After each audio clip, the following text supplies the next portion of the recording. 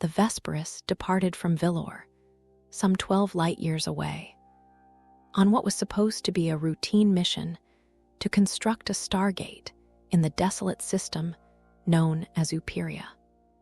The crew consisted of 5 people: Captain Alara Mira, Chief Engineer Ceul Thorne, Medical Officer Lyra Nix, Communications Specialist Jackson Voss, and Navigator Zane Kryn. With interstellar jump drive technology being relatively new, the journey was expected to be quick, though fraught with potential dangers.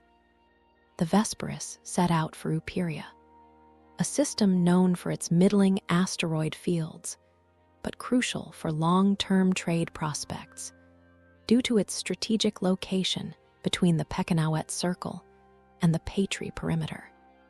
The estimated travel time was only a few minutes, as jump drives made such long trips a thing of the past.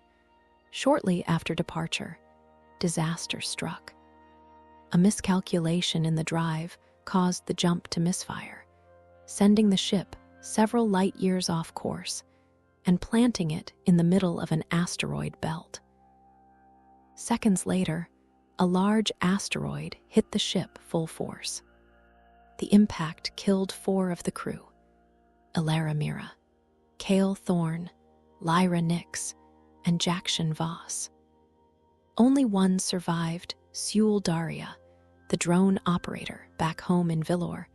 Authorities found little incentive to continue the project given the ongoing war with Culdari. The ship was believed destroyed and written off. Darieux's immediate problem was how to survive. To save space and weight, no food was carried on board, but the greenhouse bulbs from the ship's earlier incarnation were still equipped to grow edible plants.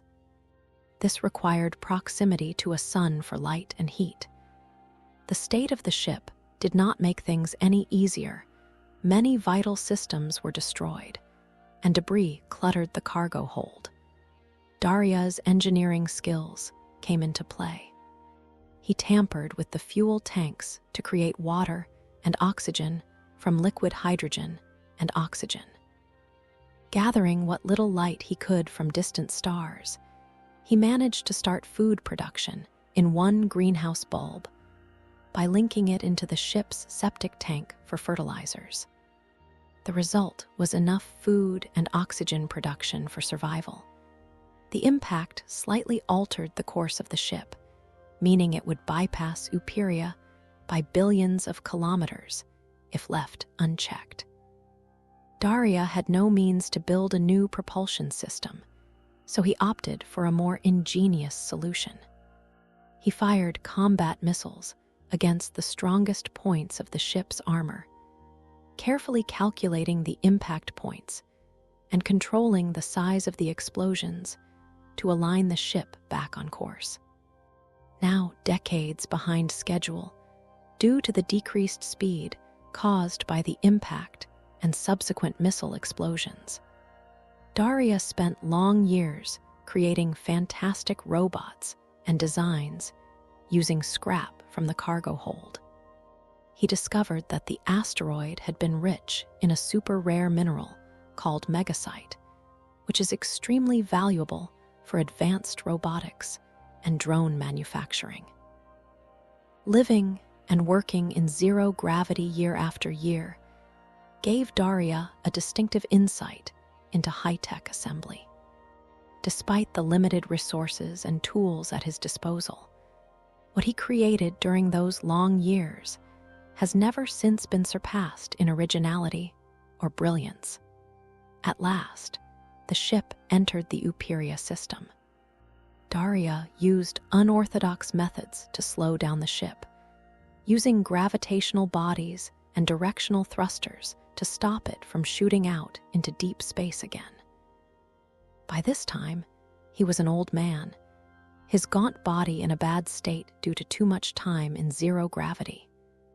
All equipment needed for constructing the Stargate was long since destroyed or altered beyond recognition. Darieux had to start from scratch, devising and building innovative drones and robot factories. He centered his activities around a large asteroid conveniently close to the resonance point between the white main star and its tiny brown companion.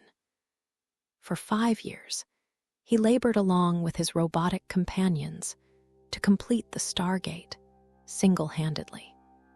By age 80, white-haired, wrinkled face, shaky hands, he had achieved what perhaps only a handful in the universe could, completing a Stargate at such an advanced age.